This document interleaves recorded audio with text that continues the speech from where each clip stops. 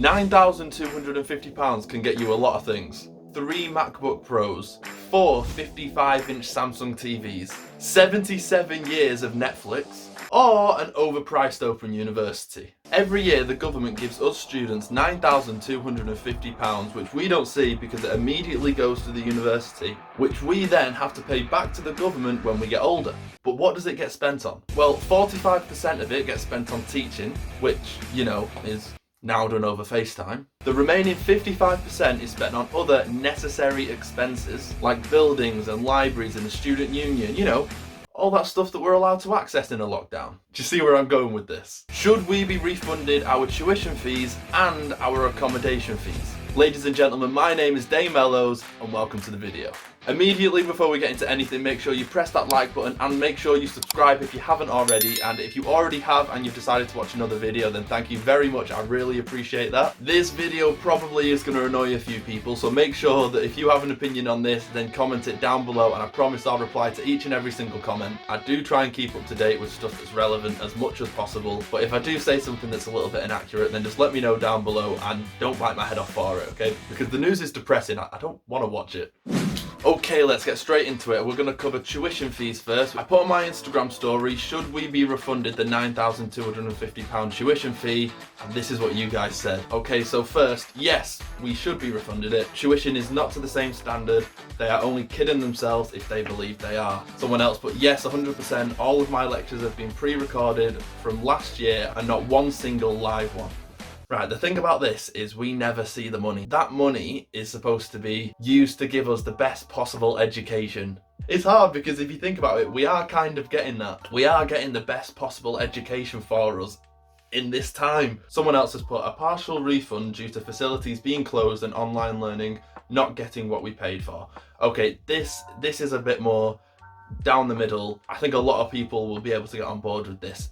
Say for example, part of your tuition fee goes to cleaning the facilities. Well, no one's using them, so they don't need to be cleaned. So that's money left over. Surely maybe we should get that money back? They can't be using all £900-250 from each student in a time where students really aren't there. So this person's put no, the money pays for a lot of licenses and lecturers are working overtime to ensure that the quality of their teaching materials remains the same. Big up to the lecturers because they've been doing all they can during this, or at least my lecturers have. The lecturers prepared for this as much as we did.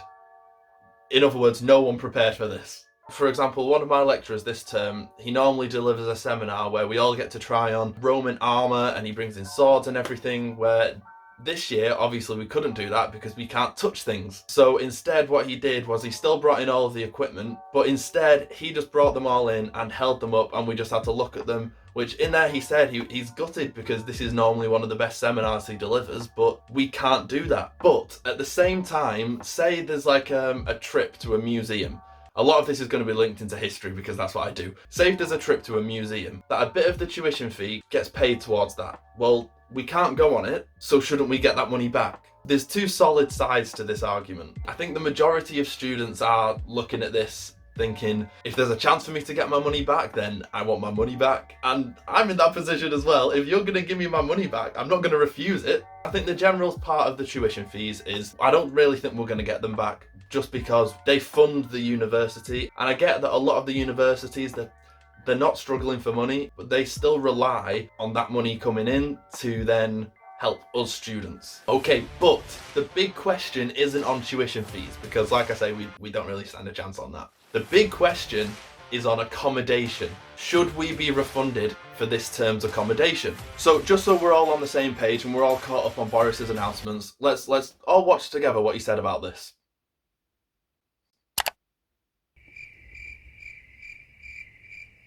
Okay, so that was a quick watch, wasn't it? Do you want to know why? He didn't say anything about it, okay? He spoke about every other stage in education, got up to uni and was like, yeah, that's enough for today. I'm not going to sit here and slate the government. What I mean by that is because they've not said anything about us, it's just caused a lot of confusion and people just don't really know what's going on. And that's why, to get a better idea, I again asked my Instagram followers, should uni students receive a refund on accommodation if they can't get back to uni because of lockdown? Immediately, people got very vocal on this question. Paying for something they're being restricted from using. I'm guessing she means, yeah, we should receive a refund on it just because we're being restricted from going there. We're again in a lockdown. No one could predict this when we all signed our contracts back in 2019. I heard someone say the other day, which put this argument into perspective really, it was that the gyms have closed because they can't provide a service. Well, we can't get there, therefore they can't provide the service, therefore shouldn't our rent be cancelled? I feel it for both sides. It's the landlord's job, it's how they pay bills. Students are struggling, but SFE are still giving loans for that reason. SFE is Student Finance England, if you don't know. This person's kind of like balanced it down the middle. The landlords have to pay their bills as well. You can't expect them to turn around and maybe say to their landlord, oh sorry, all my tenants have stopped paying the bill, so I'm going to stop paying it to you. But then this kind of brings up, is it different if you're on campus or off campus? So whether you're paying the uni for accommodation or whether you're paying a private landlord, they aren't providing a service. You wouldn't pay for a meal that you don't eat. Yeah, I guess so. It's kind of like if you went out for a meal, you know, you ordered this really nice steak that you was really looking forward to, and the waiter ends up coming out with a Lunchable and tells you that you have to leave the restaurant. It's kind of the same thing. Yes, we should be refunded. If students are legally not allowed to go back to university, they shouldn't legally have to pay rent. That's the dumbest thing ever. Yeah, that is quite true, but another point later on that I've already seen contests this. Let me find it. So, no, we shouldn't receive a refund. They're being advised to remain at home, but you can return if you have a bad study space at home. So one side saying, yes, we can't get back.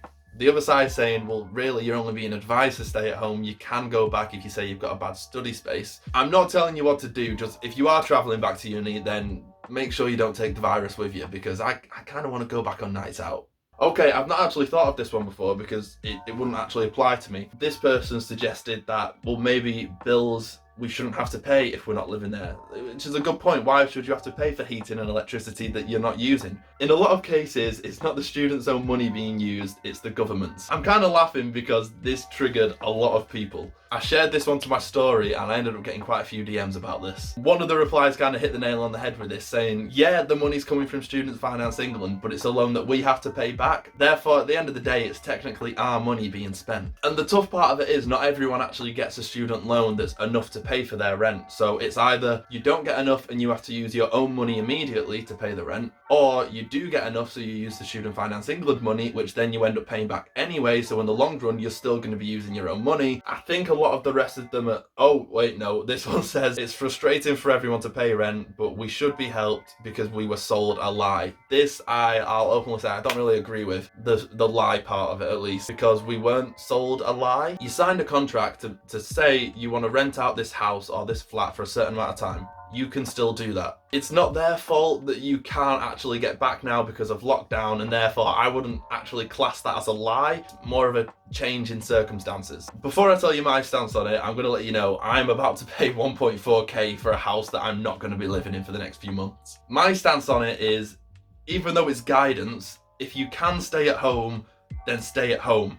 But there are a lot of reasons why you should go back to uni. Mental health, if you need a better study space, if you're in danger. My only concern is that people are going to push the limit and they're just going to say, yeah, well, I want to go back just because I want to go back. And then that's going to cause the virus to spread more. And then we're not going to get out of this pandemic for another year. And that's really going to upset me. But either way, at least we're not paying American prices. This has been a bit of a different video to what I'm used to making, but I've quite enjoyed going through what everyone thinks about this. It's a very interesting topic and it is very relevant at the moment. Make sure that you let me know what you think in the comments down below, especially if I haven't said your point. But even if I have, then let me know in the comments down below and I'll make sure to check it out. Also, if you could leave a like, rating and subscribe if you haven't already, then I would really appreciate that. My name is Dane Mellows and I'll see you next time.